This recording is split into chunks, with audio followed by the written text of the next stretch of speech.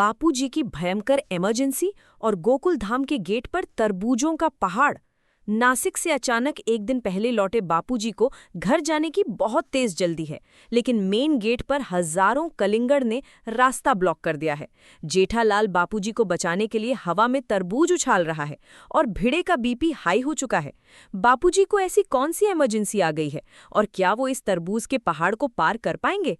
शुरुआत होती है सुबह सुबह, जब बबीता जी और अय्यर अपने फैंसी जॉगिंग के कपड़ों में गोकुल धाम के कंपाउंड में उतरते हैं।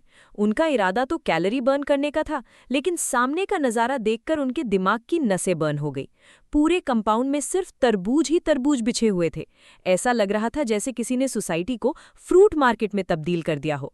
बबीता जी ने घबराकर पूछा कि अब वो जॉगिंग कैसे करेंगी, तो अय्यर ने भी अपने साइंटिफिक दिमाग का ऐसा घटिया इस्तेमाल किया और बोला कि कंपाउंड के ही 4 चक्कर लगा लो। लेकिन तभी वहां सोसाइटी का इकलौता सेक्रेटरी और परम ज्ञानी आत्माराम तुकाराम भिड़े प्रकट होता है। भिड़े का पारा पहले से ही 7वें आसमान पर था और उसने अय्यर को ताना मारते हुए कहा कि यहाँ तरबूजों का सैलाब आया है और तुम्हें अपनी जॉगिंग की पड़ी है। लेकिन इस बहस के बीच किसी को इस बात का अंदाजा नहीं था कि उनके सिर के ऊपर से एक बहुत बड़ा खतरा मंडरा रहा था। माधवी भाभी भी वहां आ चुकी थी और उन्होंने शक जताया कि कोई इतने सारे कलिंगड़ यहां डालकर चला गया है। तभी वहां अब्दुल दूध की थैलियां लेकर एंट्री मारता है। अब अब्दुल का दुख अलग ही लेवल का है। उसे दुनियादारी से कोई मतलब नहीं, उसे बस अपना दूध डिलीवर करना है। वो हाथ में दूध की थैली पकड़कर ऐसे रो रहा था जैसे उसके हाथ में कोई टाइम बॉम्ब हो जो फटने वाला हो। माधवी भाभी ने भिड़े को समझाया कि सुबह का वक्त है, सबको चाय चाहिए, लेकिन भिड़े अपनी अकड़ में था। उसने कह दिया कि आज चाय नहीं, कलिंगड़ की चाय पियो। अब्दुल बेचारा दूध वापस ले जाने का फैसला करता है, लेकिन तभी आसमान से एक ऐसा भयानक हमला हुआ जिसने पूरी कहानी का रुख ही पलट कर रख दिया। ऊपर से एक आधा खाया हुआ केले का छिलका सीधा भिड़े के गंजे सिर पर आकर गिरा। धाड़! भिड़े का दिमाग सुन्न हो गया। उसने गुस्से में ऊपर देखा और चिल्लाने लगा। माधवी छिलका हटाने आगे बढ़ी, लेकिन भिड़े ने तुरंत अपना हाथ आगे कर दिया और एक ऐसा डायलॉग मारा जो आगे चलकर इस पूरे एपिसोड का सबसे बड़ा चेखव गन बनने वाला था। भिड़े ने चिल्लाकर कहा, माधवी, इस छिलके को हाथ मत लगाना, इसे यहीं जमीन पर पड़े रहने दो, ये मेरे लिए एक सबूत है। भिड़े उस केले के छिलके को सीआईडी के ऑफिसर की तरह घूर रहा था और उसका शक सीधा पोपटलाल की खिड़की पर गया। पोपटलाल को आवाज लगाई गई और जो इंसान बालकनी से बाहर निकला उसकी शक्ल देखकर किसी को भी तरस आ जाए। पोपटलाल ने अपनी सफाई में जो कहानी सुनाई वो किसी हॉलीवुड थ्रिलर से कम नहीं थी। उसने बताया कि वो छिलका डस्टबिन में ही फेंक रहा था, लेकिन फोर्स ज्यादा होने की वजह से छिलका खिड़की के बाहर उड़ दिया और सीधा भिड़े के सिर पर लैंड कर गया। भिड़े ने गुस्से में पोपटलाल को ताना मारा कि क्या तुम्हें केले के छिलके फेंकना शोभा देता है। लेकिन भिड़े सिर्फ इतने पर नहीं रुका, उसने पोपटलाल की सबसे बड़ी दुखती रग पर हाथ डाल दिया। भिड़े ने मजाक में कह दिया कि आज पोपटलाल को देखने लड़की वाले आ रहे हैं, इसीलिए वो नीचे खड़ा है। अब पोपटलाल के कानों में लड़की वाले शब्द पड़ते ही उसके अंदर का सोया हुआ कुंवारा शेर जाग उठा। वो बिना कुछ सोचे समझे सीधा अंदर भागा ताकि अपने लिए सबसे बेहतरीन सूट पहनकर आ सके। लेकिन उसे क्या पता था कि नीचे लड़की वाले नहीं, बल्कि उसकी किस्मत उसका इंतजार कर रही है। तभी वहां हाथी भाई और कोमल भाभी प्रकट हुए। इतने सारे कलिंगड़ देखकर हाथी भाई की आंखों में जो चमक आई वो किसी भूखे शेर को शिकार देखकर भी नहीं आती। हाथी भाई का बस चलता तो वो वहीं बैठकर तरबूज खाना शुरू कर देते, लेकिन माहौल तब और गर्मा गया जब पोपटलाल एक चमकता हुआ पीला सूट पहनकर नीचे उतरा। वो ऊपर से नीचे तक ऐसे पीले रंग में रंगा हुआ था जैसे वो खुद एक छिला हुआ केला हो। जब उसे पता चला कि लड़की वालों की बात सिर्फ एक भद्दा मजाक था तो उसका दिल तरबूज की तरह बीच से टूट गया।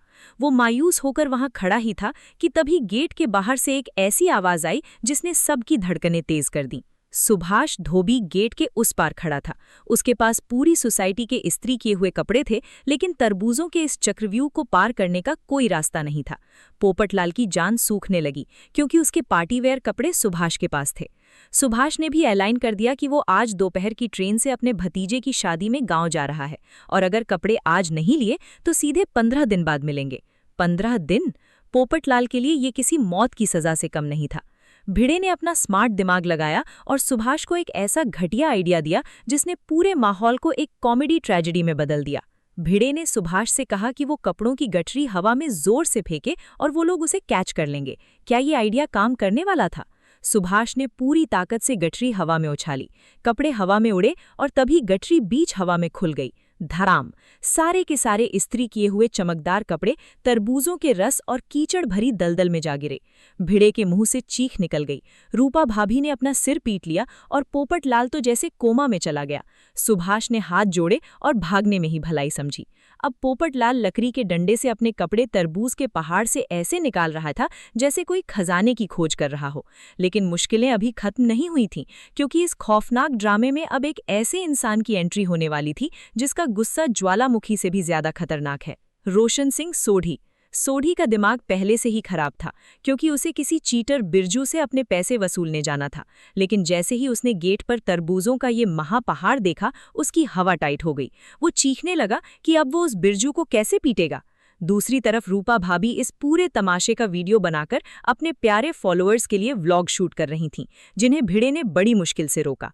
गोगी और गोली भी वहां आ चुके थे, और गोली तो तरबूज देखकर उसका जूस बनाने के सपने देखने लगा। कोई भी इस सोसाइटी से बाहर नहीं जा पा रहा था। तारक मेहता ऑफिस जाने के लिए निकले तो वो भी इस कुरुक्षेत्र में फंस गए। पूरी गोकुल धाम सोसाइटी ऐसे जाम हो गई थी जैसे किसी ने पूरे गांव को एक डिब्बे में बंद कर दिया हो। लेकिन असली तूफान तो अब आने वाला था। जेठालाल अपनी बालकनी में बड़े ही शांति से सूर्य नमस्कार कर रहा था।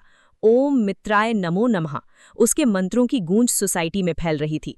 लेकिन तभी उसकी नज़र नीचे इस तरबूज के महाकलेश पर पड़ी। बबीता जी ने उसे नीचे बुलाया और जेठालाल भागता हुआ नीचे आया। जब उसे पता चला कि कोई अंदर या बाहर नहीं जा सकता तो उसके चेहरे का रंग उड़ गया। लेकिन जेठालाल अभी कुछ सोच ही पाता, तभी गेट के उस पार से एक ऐसी आवाज़ गूंजी जिसने जेठालाल के पैरों तले जमीन खिसका दी। अरे जेठिया, ये आवाज किसी और की नहीं बल्कि परम पूज्य चंपकलाल गड़ा यानी बापूजी की थी। लेकिन बापूजी तो 2 दिन के लिए नासिक गए थे, वो आज अचानक कैसे आ गए? बापूजी ने गेट के उस पार से चिल्लाकर बताया कि उनकी दोस्त की तबीयत खराब हो गई थी, इसीलिए वो 1 दिन पहले ही वापस आ गए हैं। जेठालाल ने खुश होने की कोशिश की, लेकिन बापूजी के चेहरे पर जो खौफ और तड़प थी वो कुछ और ही कहानी बयां कर रही थी। बापूजी अपने दोनों पैरों को क्रॉस करके खड़े थे और उनका चेहरा पसीने से भीगा हुआ था।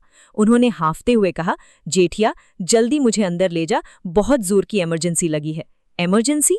ये शब्द सुनते ही पूरी सोसाइटी में सन्नाटा छा गया। बापूजी को टॉयलेट जाना था और उनके और टॉयलेट के बीच 25,000 कलिंगड़ का पहाड़ खड़ा था। जेठालाल की सांसें अटक गई।